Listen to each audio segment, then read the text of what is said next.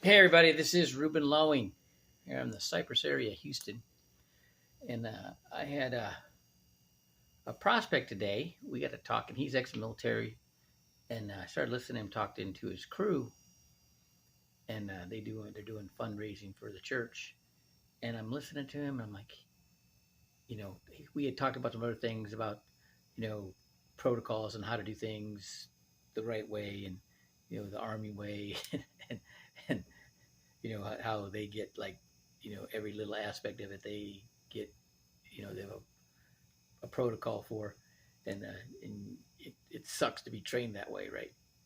But sometimes you gotta that's how you gotta train some people who are hard-headed. And then I started listening to him talking about um,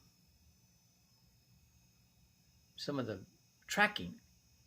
I'm like, you ever been in sales before, or you been a sales manager before? Well, yeah. What kind of company? I'm like, so he told me all the things that he'd done, and I'm like, okay. I started listening to the tracking that he's used to, right? And so I invited him to the Saturday presentation at the Northwest Houston office.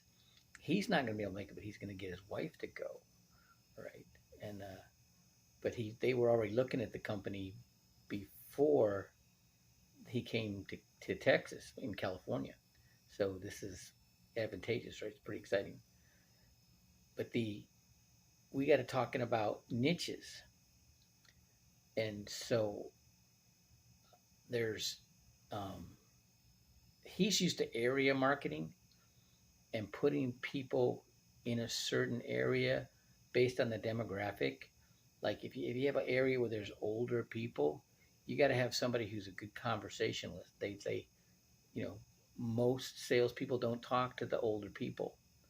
Okay, and all you have to do is talk to them, and if they like what you got some business, right?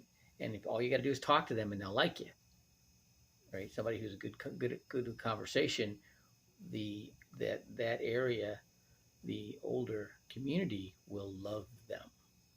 All right, and you may not get business from them, but you might get them you might, and you might get them as a recruit, as a new campaigner, right?